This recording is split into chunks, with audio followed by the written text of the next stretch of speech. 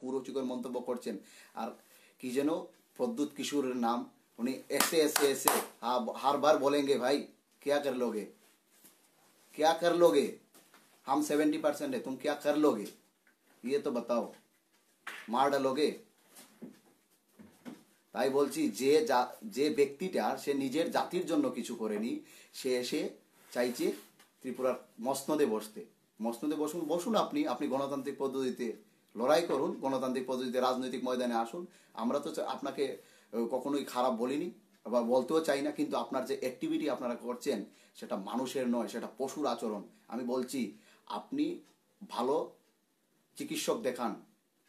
যদি আপনার এরকম মনোভাব থাকে তাহলে শুধু আপনি বাঙালি জাতির ক্ষতি করছেন না, গরিব যে ট্রাইবেল ভাইরা আছে, ট্রাইবেল পরিবার আছে, তাদেরকেও ক্ষতি করছেন। কারণ আপনি আগরতলায় বসে, উজ্জয়ন্ত প্যালেসে বসে, আপনার কাছে তো অনেক রাং আছে, কিন্তু উপজাতি যারা গরিব অংশের মানুষ আছে তাদের কাছে রাং নেই।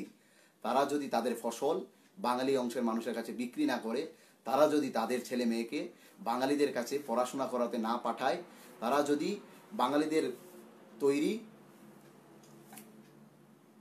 করা যে অফিস আদালত আছে, বাঙালি শ্রমিকদের তৈরি করা সেই অফিস আদালতে এসে যদি ওনারা ডিউটি না করেন, ওনারা রাং পাবেন না।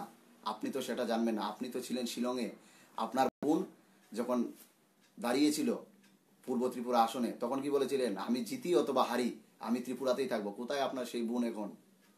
আর আপনি বড় বড় কথা বলছেন এখন এসে এনডিটিভিতে বসে, ওই টিভি চ্যানেলে বসে, ওই ক্যামেরার লেন্স যখন আপনার উপর পড়ে তখন আপনার সাম্প্রদায়িকতা বেড়ে যায়। কোথায় ছিলেন এতদিন? কোথায় ছিলেন? প্রশ্ন করছি আমি আপনাকে। পয়লা জাতি উলোপাটি যদি আপনি বলতে পারেন তো আমরাও বলতে পারি, আগে জাতি পরে পার্টি। এটা পরিষ্কার হয়ে গেছে। আপনি যে সাম্প্রদায়িক বিষ ঢুকাচ্ছেন সমাজের মধ্যে, তার জবাব আমরা দিতে জানি। কারণ আমরা বাঙালি জাতি, আমরা স্বাধীনতা আপনাদেরকে ভিক্ষা এনে দিয়েছিলাম সমগ্র ভারতবর্ষকে। যদি বাঙালি জাতি না থাকতো তাহলে ভারতবর্ষ স্বাধীন হতো না। আপনাদের কারো দম ছিল না। আর এসে বলছেন 30% হয়েছেন। আমরা সব সময় অবিভক্ত ত্রিপুরাতে আমরা সবসময় সংখ্যাগরিষ্ঠতে ছিলাম। আপনি কি বলছেন? আপনি ইতিহাস জানুন, রাজমালা পড়ুন। আর যে রিয়াংদের নিয়ে কথা বলছেন, সেই রতনমণি রাজদ্রোহী ছিল। সে রাজার বিরুদ্ধে বিদ্রোহ করেছিল। আর সেই বিদ্রোহ যে করেছিল, সেই রিয়াং জাতিকে আপনি বলছেন যে ইন্ডোজিনিয়াস। আপনি তাহলে কি এটা প্রমাণ করতে চাইছেন যে আপনার পূর্বপুরুষ যে রাজা ছিল তারা ভুল করেছে? আপনি সেটা পরিষ্কার করুন। আর তিপ্রাসা মানে কি? তিপ্রাসার ডেফিনেশনটা কি আপনার কাছে, সেটা আপনি বলুন। তিপ্রাসা বলতে কি বুঝেন আপনি? যারা ত্রিপুরায় আছে তারা কি তিপ্রাসা, না যারা শুধুমাত্র ট্রাইবেল তারা তিপ্রাসা, সেটা আপনি পরিষ্কার করে বলুন। আর আপনার যে সাঙ্গপাঙ্গ আছে, অনিমেষ দেববর্মা, অ্যান্টনি দেববর্মা, ওরা সমাজকে ভাঙছে। আপনার এই সাঙ্গপাঙ্গদের বলবেন এভাবে সমাজ ভাঙা যায় না। ত্রিপুরা ভারতবর্ষের সঙ্গে যখন যুক্ত হয়েছিল তখন ত্রিপুরার চালানোর মতো কোনো রেভিনিউ ছিল না। তাই ভারতবর্ষের সঙ্গে হাত জোর করে যে আপনারা ভারতবর্ষের সঙ্গে যুক্ত হয়েছিলেন।